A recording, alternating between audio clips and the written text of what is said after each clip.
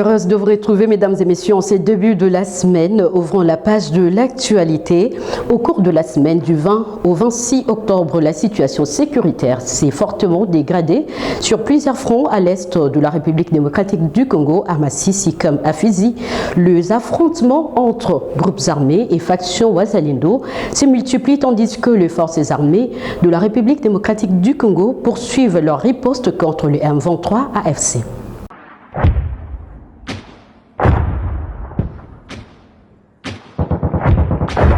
Au cours de la semaine du 20 au 26 octobre, plusieurs fronts ont bougé dans l'est de la République démocratique du Congo, marquant une intensification des combats. Le Wazalendo, appuyé par le FARDC, ravage les positions du mouvement AFC M23 sur plusieurs axes stratégiques. À Masisi, dans le Nord Kivu, la situation demeure explosive. Les affrontements se sont multipliés entre le Wazalendo du mouvement ANCDH, dirigé par le général autoproclamé Jean-Marie, et les éléments du M23 AFC. Dans la nuit de dimanche à lundi 27 octobre, une attaque menée à Mboué contre les positions de Corneille Nangaa a causé de lourdes pertes humaines, dont plusieurs civils et enfants. La population terrifiée hésite désormais à se rendre au champ. Les autorités locales appellent à la vigilance et au calme, tandis que les forces loyalistes renforcent leur appui aux résistants populaires Wazalendo pour sécuriser la zone. Dans le sud du Kivu, notamment à Fizi, les affrontements s'entament entre factions Wazalendo ont fait 4 morts et 1 blessé. L'administrateur territorial Sami Kalonji Batibanga en appelle à la cohésion et à la discipline, rappelant que l'ennemi commun reste l'AFC M23 et le Rwanda. Il exhorte les combattants à cesser les divisions internes et à recentrer leurs efforts sur la défense du territoire national sous les commandements des forces armées de la République démocratique du Congo et de la réserve armée de défense. Par ailleurs, de violents affrontements ont eu lieu à Mugunga près de Goma, où 17 éléments du M23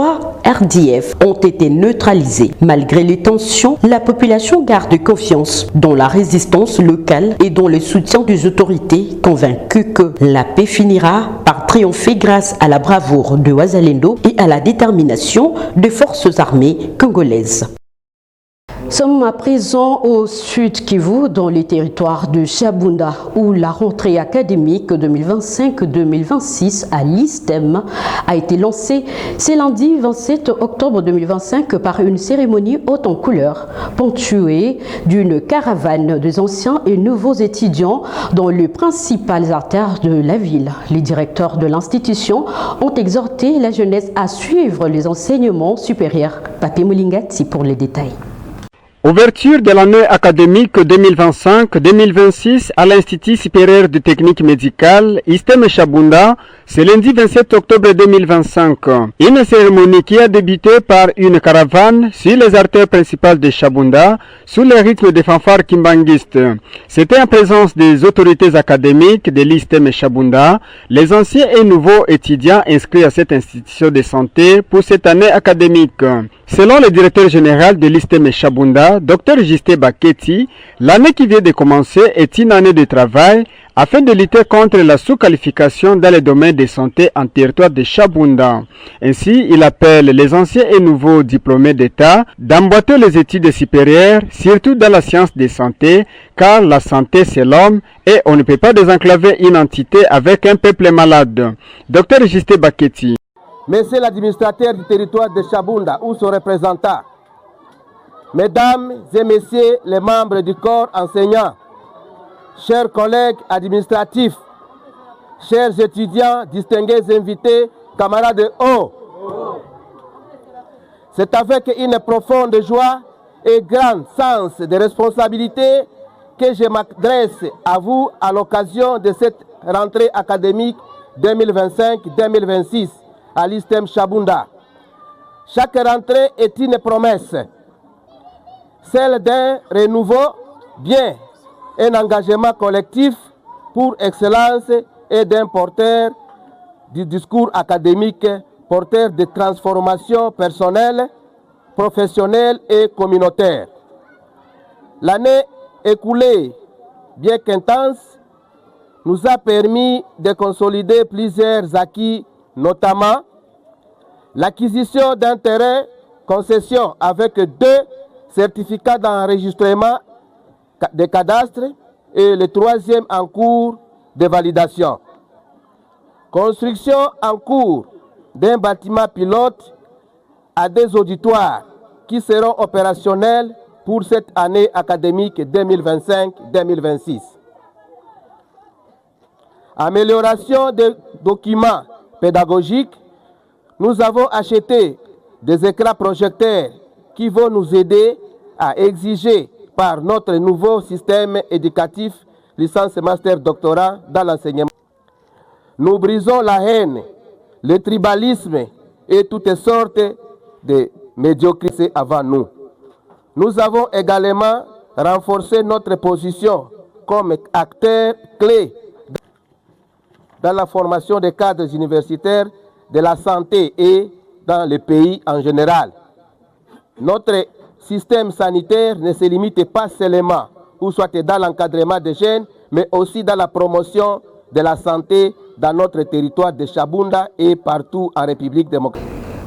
L'Ituri avance résolument vers la paix et le développement sous le leadership du lieutenant-général Louis-Anka Chamadjoni, soutenu par la vision du président Félix-Antoine Tshisekedi Tshilombo.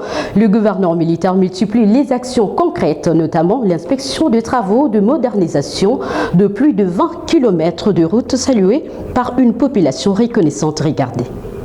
Ce week-end, l'autorité provinciale s'est rendue personnellement sur terrain dans les rues et avenues de Bunia, chef-lieu de la province de l'Ituri, pour s'assurer du début effectif des travaux de la modernisation et d'asphaltage de plus de 20 km de routes exécutées par l'entreprise Good News.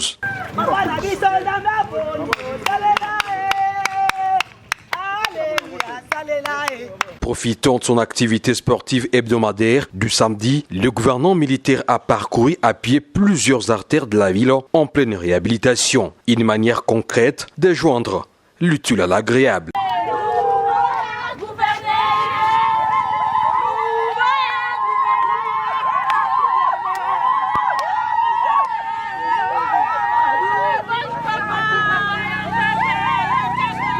Moi, je me prépare pour aller d'abord là-bas au service. Quand vous voulez passer, je voulais quand même vous saluer. Félicitations pour tout ce que tu nous as déjà fait pour l'Ituri. Que Dieu vous bénisse. Sur son passage, des cris de joie, des chants et des ovations ont fusé de la part de la population massée le long des trottoirs. Les habitants expriment ainsi leur satisfaction de voir enfin se concrétiser le rêve d'un Bunia moderne et propre avec des routes dignes d'une grande ville. Félicitations Zambé na lola pambola ye. Azala mutu munene mwana treza luboya chodiko. Zamba bakisele lisusu, amatise lisusu. Ces travaux d'asphaltage s'inscrivent dans le cadre de la vision présidentielle du développement, à la base appuyée localement par les gouvernements militaires de l'Ituri. Pour beaucoup, ces chantiers symbolisent un nouveau départ pour Bunia, ville longtemps marquée par les défis sécuritaires, mais désormais tournée vers la paix et la modernité. Et puis la situation humanitaire en Ituri se dégrade de plus en plus en raison d'une baisse d'environ 40% des ressources allouées aux organisations humanitaires. L'Union des associations culturelles pour le développement de l'Ituri a mis en garde contre l'aggravation des souffrances.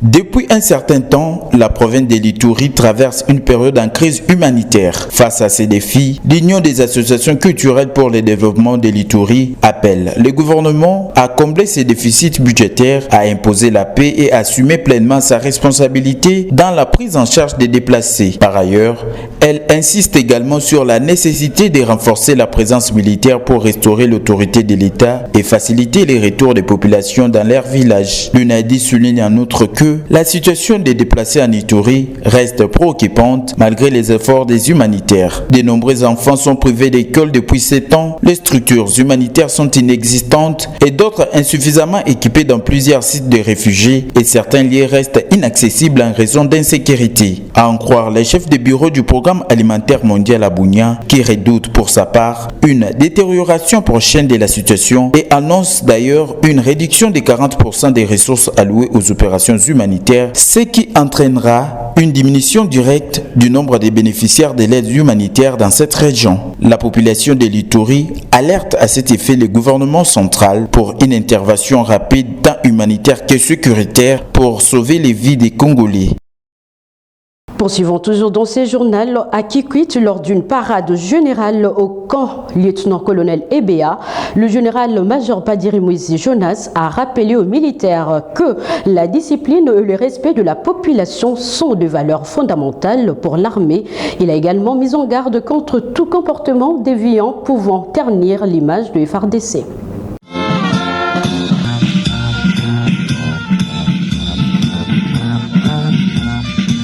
Dans la province de Bandundu, à Kikwit, une parade générale s'est tenue ce lundi 27 octobre 2025 au camp lieutenant-colonel EBA. Le général-major Padiri Moïse Jonas, commandant de la 11e région militaire, a insisté sur l'importance de la discipline tant envers les troupes qu'envers la population civile et a mis en garde contre les comportements déviants qui pourraient ternir l'image de FARDC. Contre la population, pendant que mission na biso eza ya kokengela ye na kokengela biloko na ye il faut toyeba ba o population bazali oyo il faut tokengela baza ba papa na biso ba mama na biso ba yaya na biso ba ndeko na biso ba petit frère na biso ba oyo il faut bazwa kimia stabilité. C'est pourquoi nyos awa tozala devoir pe ya kokenge la population na biloko na ye. Soki yo osali le contraire ya devoir na yo, contraire ya musala na yo, yebake okozala devant les juges, devant auditeurs. Abanda kotuna po ya nini osali bongo. Il faut to sécuriser population. Sécuriser il faut faire sécurité dans les camps. Il faut tout qu'il dans les cannabis. Cannabis, il ne faut pas passoire. Motunyo soso kauti est ouest, il faut accroître les galingi. Non. Bah commandant ya camp, il faut boyer banani à côté na camp. Aouti wap, azokende wap. Aïe pour combien de jours? La cérémonie s'est conclue par la présentation des officiers récemment affectés, soulignant un nouveau souffle dans la gestion des unités de la 11e région militaire. Nous restons toujours en Kikwit après plus de 2 mois passés entre les mains des insurgés Mobondo. Madame Makanda Divine a retrouvé la liberté à la suite d'une opération réussie de FARDC menée avec le précieux appui de la population locale. Cette action conjointe qui a également permis la capture de 2 combattants rebelles illustre l'efficacité de la synergie civilo-militaire. Enlevé le 28 août 2025 par les insurgés Mobondo entre le village Ntumbakite et Lumete, Madame Makanda Divine a été libérée grâce à une opération menée par les forces armées de la République démocratique du Congo avec le soutien actif de la population locale. La victime a été immédiatement confiée au service spécialisé des forces armées pour recevoir une prise en charge médicale et psychologique. Pour l'instant, elle est en sécurité et bénéficie d'un suivi approprié. Il faut signaler que l'opération de libération n'a pas seulement permis de sauver Madame Makanda Divine. 2 combattants Mobondo ont été également capturés par l'armée congolaise au cours de l'intervention. Nous continuons à saluer cette collaboration exemplaire de la population civile du territoire des Kormount, tout en soulignant que cette synergie entre civils et militaires reste essentielle dans la lutte contre les groupes armés. C'est grâce à la vigilance et au courage des habitants que nous avons pu mener cette opération avec succès. Les forces de sécurité appellent désormais les autres communautés à suivre cet exemple de coopération considéré comme un modèle de solidarité et d'engagement citoyen face à l'insécurité dans notre région. À présent, en Tiopo, où le gouverneur Paulin Lindongolia a été destitué, c'est lundi 27 octobre 2025 à l'issue d'un vote à l'unanimité de 18 députés présents à l'Assemblée provinciale. Absent de la séance, Lindongolia n'a pas pu présenter sa défense. Absent du Kisangani, Paulin Lindongolia est donc réputé démissionnaire. Son gouvernement également. Il n'a délégué personne à la plénière. L'Assemblée a seulement constaté son absence. Les 18 députés provinciaux présents dans la salle ont voté à l'unanimité pour la motion portée par Bienvenu Bolongwe. Ces derniers a accusé le gouverneur d'incapacité, des détournements, de mauvaise gestion, de la multiplication de foyers de conflits coutumiers. Le gouverneur est donc réputé démissionnaire de ses fonctions. Il doit dans 48 heures présenter sa lettre de démission adressée au président de la République. Le vice-gouverneur va expédier les affaires courantes. Paulin Lindongolia a indiqué dans une correspondance au président de l'Assemblée provinciale qu'il n'était pas officiellement invité à la plénière de ce jour. Il a sollicité les reports de la plénière, mais malheureusement, les élus n'ont pas attendu pour voter la motion. Et poursuivons toujours dans ce journal avec vous, mesdames et messieurs, à Matadi, chef-lieu de la province du Congo central. Le transport en commun était fortement perturbé ce lundi matin suite à un mouvement de grève qui s'est observé.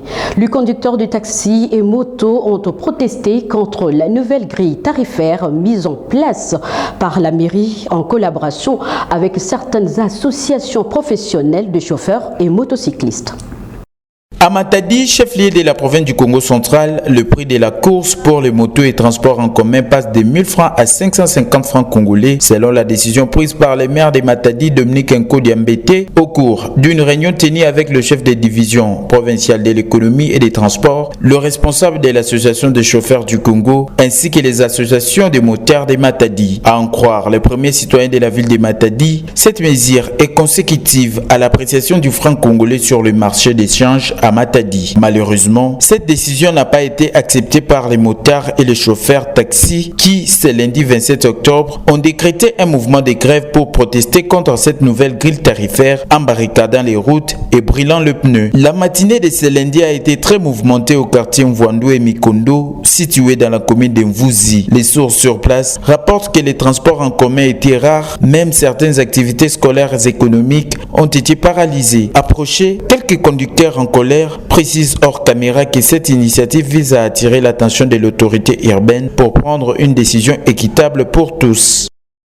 Nous sommes à Kinshasa, la route bypass entre échangeurs et stations de service Salongo fait peau neuve. Le travaux s'exécute avec une lenteur exagérée que la population déplore. Ces derniers lancent un cri d'alarme aux autorités compétentes. C'est une artère principale de Kinshasa qui connaît quotidiennement un trafic intense. Reliant la place échangeur à la station de service Salongo, ce tronçon routier se transforme peu à peu selon les attentes des usagers. La route est en cours de revêtement avec du goudron et la population de cette partie de Kinshasa salue les efforts du gouvernement central mais déplore par ailleurs la lenteur dans l'exécution de travaux. En tout cas, je suis un peu flatté de voir qu'actuellement il y a un changement à Kinshasa par rapport dans la ville dans laquelle j'évolue. Je suis à Yaoundé. Donc moi j'encourage le gouvernement, j'encourage les autorités de continuer ainsi de réhabiliter les routes pour permettre l'accès facile aux transporteurs, aux motomans et à toute la population. Et ça sera une bonne chose et puis ça va refléter le miroir de notre ville de Kinshasa qu'on appelait à l'époque Kinshasa la Belle. La réhabilitation de ce tronçon entre échangeurs et la station-service Salongo s'inscrit dans le cadre d'un vaste programme du gouvernement pour l'amélioration des infrastructures urbaines en République démocratique du Congo. Résurgence de crise au sein des institutions provinciales. Le gouvernement pointe du doigt l'influence de certains leaders politiques qui tirent le ficelle afin de prendre le contrôle de certaines provinces.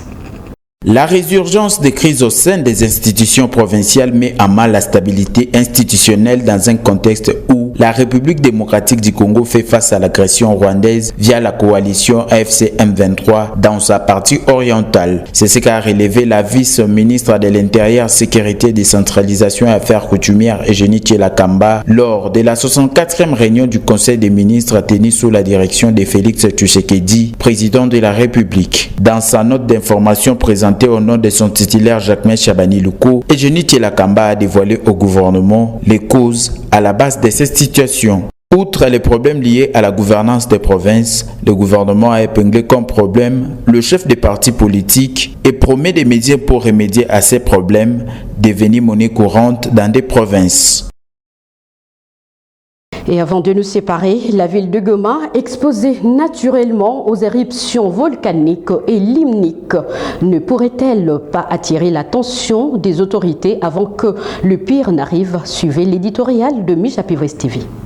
La ville de Goma, située dans l'est de la République démocratique du Congo, est le chef-lieu de la province du Nord Kivu. Installée au pied du volcan Nyiragongo et du lac Kivu, la ville de Goma s'y trouve confrontée par une multitude de risques liés aux catastrophes naturelles. Goma est parmi les villes congolaises le plus propre et surpeuplée. Sa proximité à côté des trois capitales à savoir Kigali, Bujumbura et Kampala lui donne un avantage dans les échanges commerciaux régionaux et attire ainsi les investisseurs. La ville de Goma est exposée à deux risques majeurs. Le volcan Nyiragongo est actif et ses éruptions sont naturellement orientées dans la ville de Goma. Construite sur les anciennes laves, les habitants de Goma sont installés sur des fissures béantes de l'intérieur. Ces fissures tirent origine des réservoirs magmatiques primaires et secondaires. Laisser la ville de Goma s'épanouir pour être apparenté à l'infraction de non-assistance de personnes en danger. Les secousses sismiques de grande puissance sur l'échelle de Richter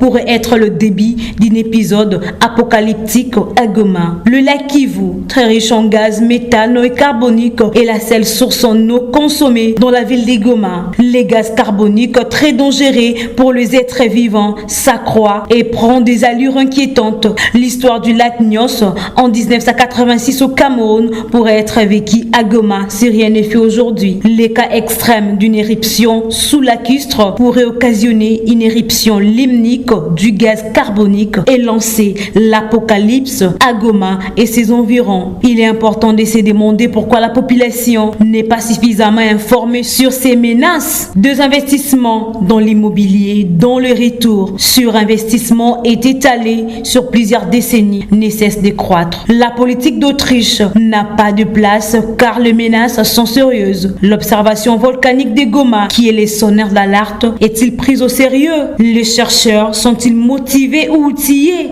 Y a-t-il un plan de contingence pouvant permettre de sauver des vies humaines en cas de catastrophe? Nous pensons qu'il est grand temps de déplacer la ville de Goma et d'installer une nouvelle ville chef-lieu du Nord Kivu à Mahanga dans les territoires de Massissi avant que le pire n'arrive. Le chercheur de l'OVG ne devrait-il pas avoir un statut spécial et bénéficier ainsi d'une neutralité scientifique? Dossier à suivre. Et voici, c'est avec cette information que nous mettons fin à ce journal. Mesdames et messieurs, merci à vous tous de nous avoir suivis de partout. Derrière la caméra, c'était Babi Maïtoka, Laura Ngalou, Maurice Molila, à toute l'équipe rédactionnelle de Michapiwest Télévision. Coup de chapeau à vous et portez-vous bien.